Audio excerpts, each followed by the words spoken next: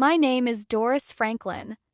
I'm 67 years old, and if anyone ever writes a book about me, it should be titled, How to Ruin Your Retirement in One Easy Step. Just say yes to your son. I live, or used to live, in a quiet little house in Baton Rouge, Louisiana. It wasn't much, but it was mine. Paid off, cozy, filled with memories and mismatched furniture. My husband, God rest his soul, left me that house when he died in a car accident 17 years ago. I was 50 when he passed, and since then it's been just me and my son, Travis. Now Travis, oh Travis. He's 35 going on 15. Tall, lanky, with the posture of a shrimp and the ambition of a potato. You'd think a grown man might be out building a life, finding a wife, maybe mowing a lawn or two. But not my Travis. No, he's always been special. Always full of big ideas, none of which involved a job. A few months ago, he came barging into the kitchen like he'd just cracked the Da Vinci Code. "Mom," he said, wide-eyed, out of breath, like he ran from the couch. I figured it out. This is it. This is how we get rich. I didn't even look up from my coffee. What is it this time? Magic beans? Lottery tickets? Building a crypto farm in the shed? He grinned like a used car salesman on payday. Stocks, Mom. We're gonna invest in stocks. Stocks. That mysterious world of numbers and symbols and charts that go up and down like a toddler on a sugar high. I knew nothing about it, and neither did he, apparently. But according to Travis, he had done the research, which meant he watched a YouTube video made by a guy in sunglasses and a bathrobe screaming into a microphone. Mom, listen. These are up-and-coming companies. Hidden gems. Cheap now, but they're gonna explode. And what, Travis, are these companies called? Let me guess, Dog Co? Banana Tech? Something with meta in it? Better. One's called QuantiFlux. Another is NanoZoo. And my favorite, CyberGravy. I blinked. You want me to sell my house and give you the money so you can buy shares in something called CyberGravy? Exactly. He beamed, as if I'd just handed him a Nobel Prize. God help me, a part of me wanted to believe him. So, like the fool I clearly am, I let Travis keep talking. He painted the future like one of those sleazy vacation brochures. Yachts, champagne, luxury condos, interviews on CNBC where he'd wear a turtleneck and say things like, I just had a vision, you know? He said we'd be early investors in companies that would change the world. All he needed was capital. Capital, of course, meant the only valuable thing left in my life, my house. I said no. First. For about 3 weeks, I held my ground.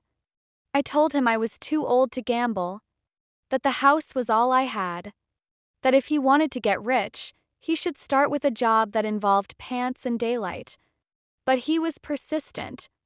Every breakfast was a pitch. Every dinner was a TED Talk. He even brought me tea once, just to soften me up before hitting me with another opportunity of a lifetime. Eventually, I gave in.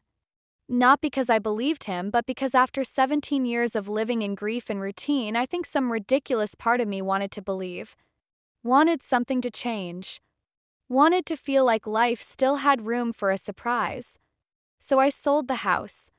We moved into a 2-bedroom apartment across town that smelled like wet carpet and disappointment. I took what was left after taxes and closing costs and wired the money, the entire amount, to the broker Travis had found through a guy on Reddit who went by the name StonkWizard92. I should have taken that as a sign. Within 48 hours, Travis had bought what he proudly called a diversified portfolio, which in reality was about 42 different penny stocks that had names like BioFizzle, Green Poo, and of course the crown jewel, CyberGravy Incorporated. CyberGravy's website didn't even load. That's because they're in stealth mode, Travis said, as if that made any sense at all. They're working behind the scenes. It's a strategic silence. Right, I muttered, so silent they forgot to pay for a domain name. Till for a little while I tried to keep the faith. I made do with our smaller kitchen, stopped buying my favorite coffee, and smiled politely when Travis gave me his daily updates, mostly consisting of graphs that only pointed one direction, down. Mom, these dips are normal. It's called a market correction. Travis, I said, if it corrects any further, it'll vanish completely. He didn't laugh. I did. 'Cause frankly, if I didn't laugh, I was going to sob into a can of discount soup. By the third month, things got, well, let's just say, interesting. Our portfolio, as Travis called it, was bleeding faster than a soap opera patient. CyberGravy, our supposed ticket to financial freedom, hadn't posted a single update.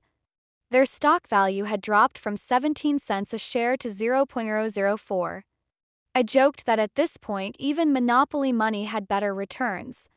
Travis didn't laugh. Instead, he started talking about something called averaging down, which apparently meant throwing even more money at these collapsing companies in hopes of breaking even. Mom, I just need a little more to reinvest. We're close.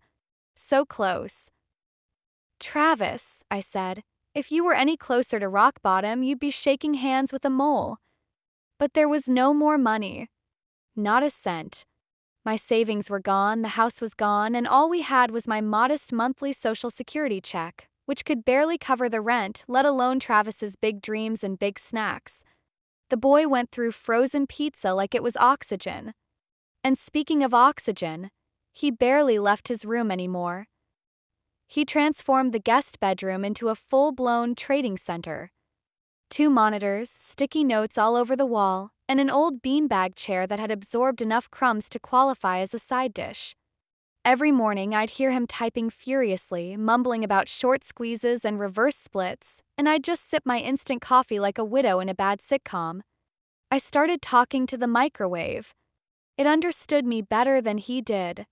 Our fridge? Empty, aside from off-brand ketchup and a half bag of questionable lettuce. Meanwhile, Travis insisted everything was under control. You have to think long-term, Mom. This is a patience game. Travis, I said one evening, staring at our dinner of reheated rice and nothing, at this rate, your patience game will end with both of us in a cardboard condo under the I-10. But did that wake him up? Course not. One night, I walked into his room without knocking, something I hadn't done since he was a teenager, and found him asleep in front of the screen, drooling into a sock. One of his brilliant stocks, NanoZoo, had officially declared bankruptcy. Temporary restructuring, he muttered in his sleep. Sure, Travis. And my recliner is a Tesla. Around month 5, I started having vivid dreams of smacking Travis with a rolled-up newspaper and screaming, "Where's the return on investment, genius?" I'd wake up sweaty, tangled in my blanket, then remember, nope, not a dream. Just daily life. Our bank account was so empty, I was afraid to check the balance in case it gave me a middle finger. Rent was overdue. The internet bill bounced. I had to downgrade my phone plan so hard I was 1 bar away from using smoke signals. Meanwhile, Travis kept yelling phrases like market volatility and diamond hands like he was the Wolf of Wall Street and not the rat of recession. I started applying for part-time work, at 67 years old. My knees were negotiating with gravity every morning, and now I was expected to stand for 6 hours and smile at customers like I hadn't just financially face-planted. All because my son thought a company named Quantum Carrot would revolutionize farming through blockchain. Seriously. Quantum Carrot. Do you know what I wanted at that moment? Carrot. A real one. Because I hadn't eaten a fresh vegetable in weeks. Just powdered soup and regret. One night, I confronted him. He was in his usual position, hunched over, eyes bloodshot, muttering to his keyboard like it owed him money. Travis, I said, how long are you going to keep pretending this is working? He blinked at me, slow like a cow, then said, It's the market cycle, Mom. We're just in the trough. No, Travis, I snapped. We're not in a trough. We're in a grave, and you're holding the shovel. That sparked an argument that could have been broadcast on daytime TV. There was yelling, finger-pointing, a dramatic flinging of a half-eaten Pop-Tart. He accused me of not believing in his vision, and I accused him of turning my retirement into a game of financial Russian roulette. By the end of it, we were both hoarse and exhausted. I went to bed shaking, not from age this time, but from pure fury. How could someone so tall be so incredibly useless? And yet, I had enabled it. I had sold my home, my security, my peace of mind. I handed it all to a man who once got fired from a smoothie shop for blending a spoon. But the real breaking point came 2 weeks later. It was a Tuesday. I remember because the neighbors upstairs were fighting again, and their poodle was yapping like it had unpaid taxes. I had just returned from the dollar store with exactly 6 items, because that's all I could afford without dipping into next month's rent.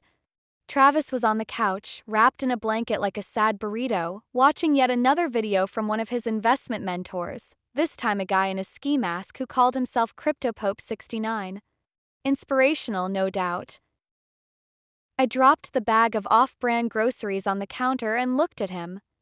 "Did you at least apply for that delivery job I told you about?" He waved his hand without looking up. "It's not the right time. The market's showing signs of a breakout. I need to be focused." "Travis," I said calmly, "you don't have a job, you don't have money, and your idea of cooking is microwaving cheese on a plate. Focused on what? Bankruptcy bingo?" He shrugged. That was it. That shrug. That lazy, indifferent little shoulder twitch that said, "Not my problem, lady." Something inside me snapped like my last roll of toilet paper. I took a breath, slow and deep like they taught us in grief counseling after my husband died. Then I pointed to the door. "You have 3 days to pack your things and leave." Now I expected resistance. I expected begging, excuses, maybe some wild plan involving reinvesting with pretend money. But you know what he said? "Where am I supposed to go?" "I don't know," I replied.